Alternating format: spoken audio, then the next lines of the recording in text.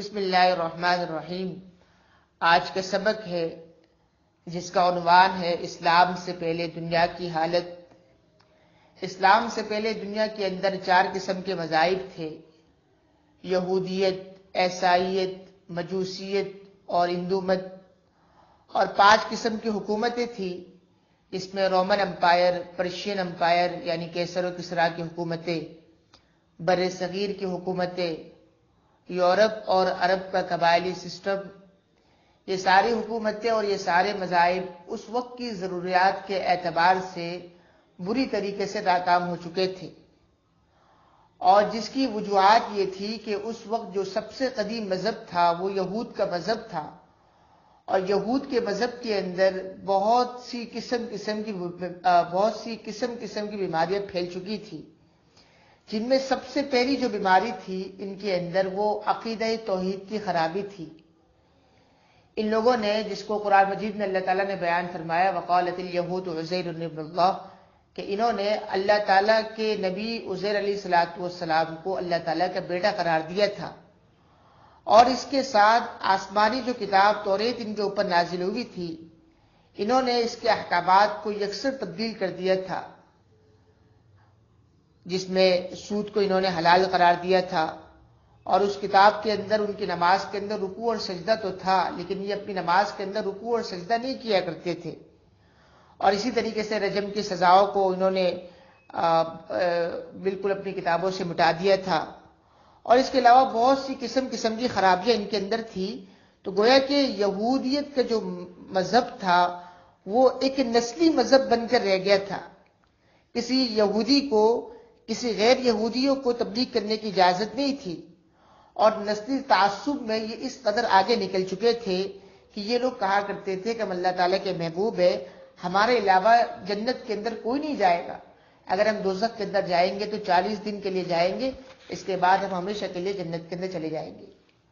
اور اس کے بعد جو دوسرا جو مذہب تھا وہ عیسائی مذہب تھا۔ ان کے اندر بھی یہ خرابی تھی کہ انہوں نے بھی عقیدہ توحید کا جنازہ نکال دیا تھا،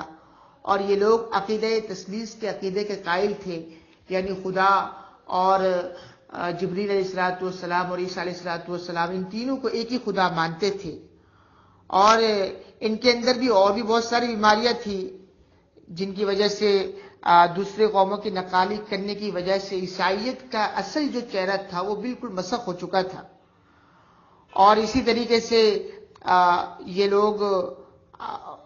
انہوں نے جو عیسائیت کی جو اصل شکل تھی مذہب کی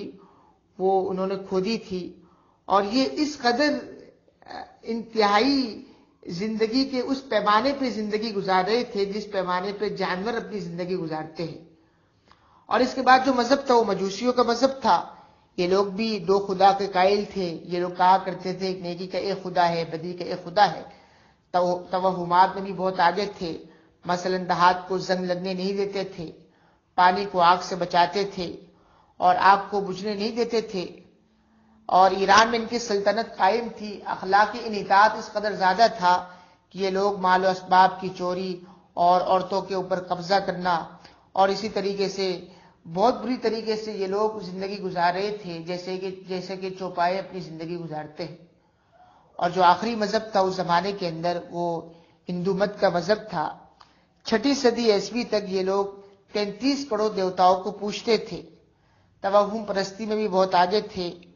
اور ہر نفع مند اور خوفناک چیزوں کی پرستش کرتے تھے، اور سیاسی صورتحال ان کی یہ تھی کہ یہ لوگ عورتوں کی ان کے پاس کسی قسم کی کوئی عزت نہیں ہوتی تھی۔ کسی عورت کا اگر شوہر مر جاتا تھا تو یہ لوگ اسی شوہر کے ساتھ اس کی بیوی کو بھی جلا دیا کرتے تھے۔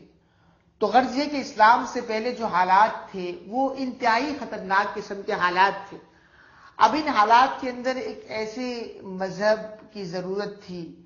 جو ان تمام مذاہب کے اوپر جامع بھی ہو، اور ان تمام مذاہب سے جو دنیا کے اندر جو خرافات، بدامنی اور جو فسادات پھیلے ہیں ان تمام چیزوں کو ختم کیا جا سکے۔ تو انشاءاللہ اس کی جو مزید تفصیل ہوگی